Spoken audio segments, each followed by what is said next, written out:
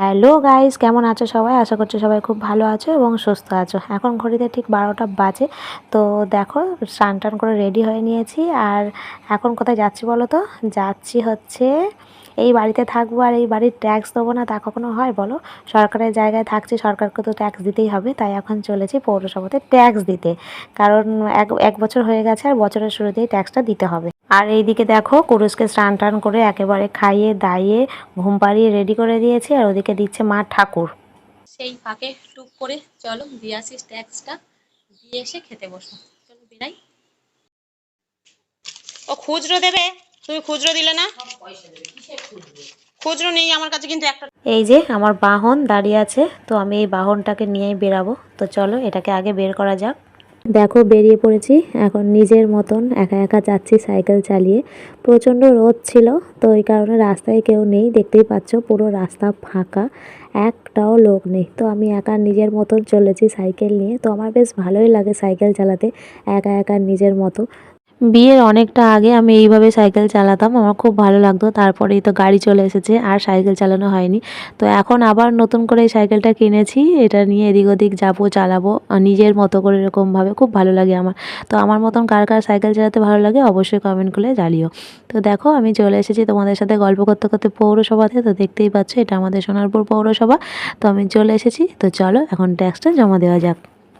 আমি তো চলে এলাম ট্যাক্স জমা দিতে বছরের শুরুতে। তো তোমরা কারা কারা সোনারপুরে থাকো এবং তোমাদের কাদের কাদের ট্যাক্স জমা দেওয়া হয়ে গেছে জানিও আমাকে কমেন্ট করে। আমি একটু জানতে চাই যে আমার মতো কারা কারা তাড়াতাড়ি ট্যাক্স জমা দিয়ে দিয়েছো।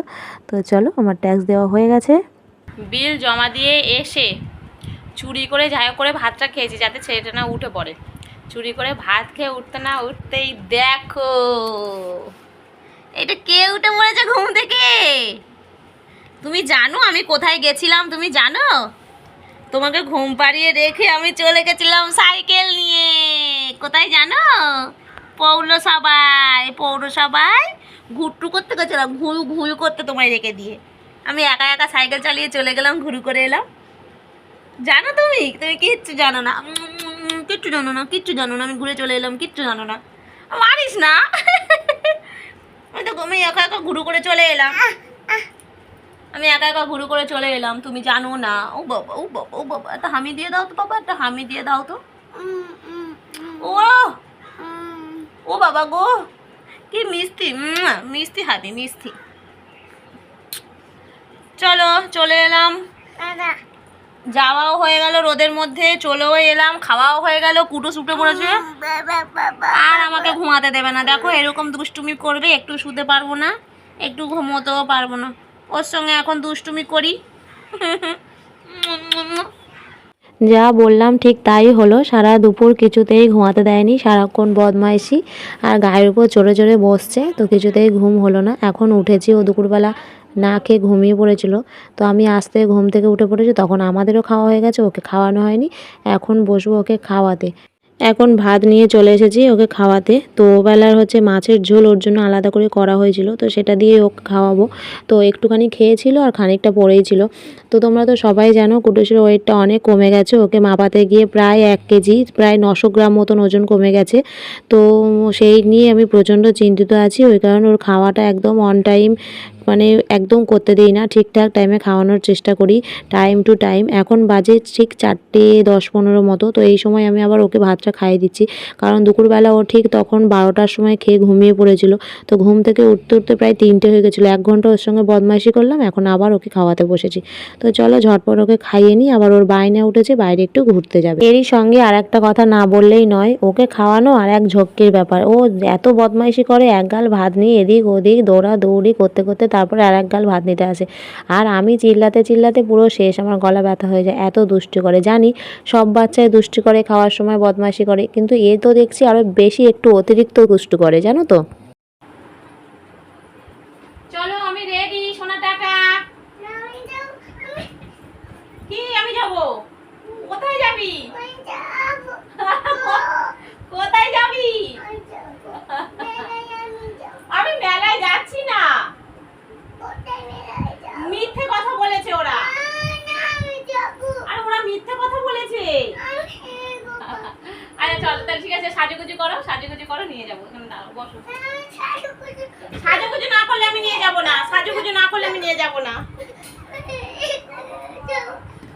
আরে কোথাও মেলা হচ্ছে না, সাজুগুজু করো, আমি নিয়ে যাবো বললাম তো। আচ্ছা বসো। মাছের গন্ধ বেরোচ্ছে মুখ দিয়ে, কুটুসের মাছ দিয়ে ভাত খেয়েছে। কি গন্ধ, আমি শুকবো না।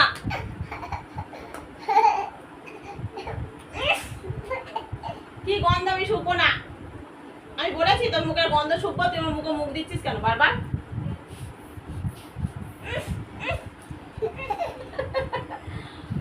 কি গন্ধ,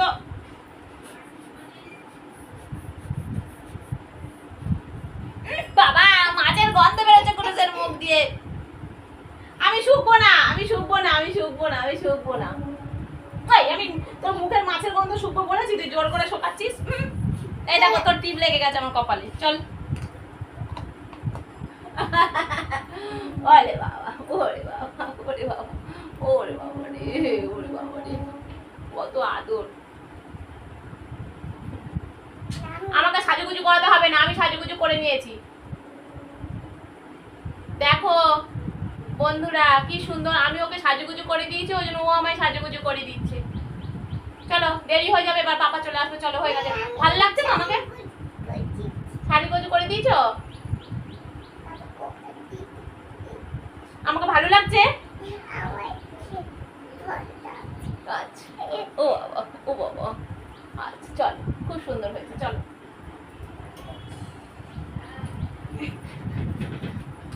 দাঁড়াও দাঁড়াও। জাস্ট একটু ঘুরতে যাওয়ার নাম করে আবার চলে গেলাম সোনারপুরে। ওর বাবা ফোন করলো যে কয়েকটা জিনিস কেনার ছিল আমাদের, তো সেগুলো কিনতেই গেছিলাম ওকে নিয়ে। তো ওকে সাইকেলে করে বসিয়ে নিয়ে চলে গেছিলাম, আসার সময় ওর বাবার সঙ্গে রিক্সাতে এসেছে আর আমি সাইকেলে। তো সেই কারণে ভিডিও ক্লিপটা তোমাদেরকে দেখাতে পারিনি, আমরা সবাই আলাদা আলাদা এসেছি। তো তার মধ্যে একটা জিনিস আছে, এটা হলো ট্রলি। তো এটা ওর পাপা অফিস থেকে পেয়েছে একজনের কাছ থেকে। তো এটা একটা গিফট পাওয়া বলতেই পারো, তো গিফটের জন্য। তো আমরা খুব শিগগিরই যাচ্ছি দীঘাতে বেড়াতে। বেড়াতে না ঠিক, ওটা হচ্ছে কুটুসের তোমার মানসিক চোকাতে। তো আমাদের এমনিতেও ঘরে 3টে ট্রলি আছে, কিন্তু ওগুলো একটুখানি নিম্নমানের।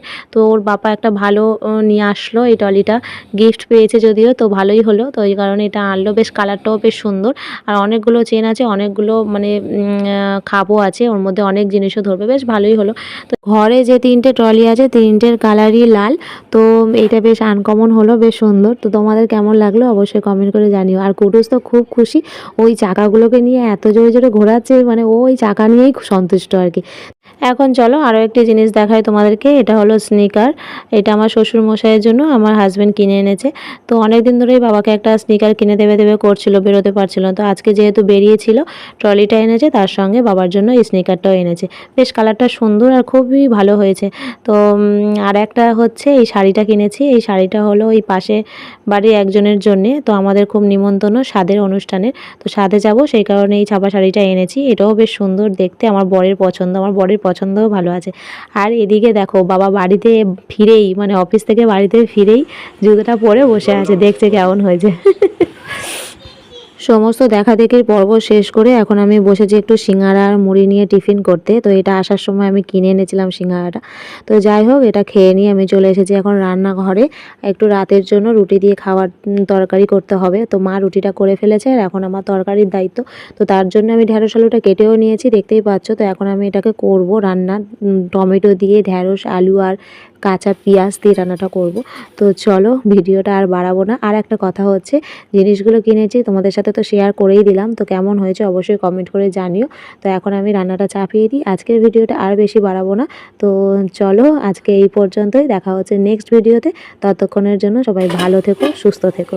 চলো টাটা।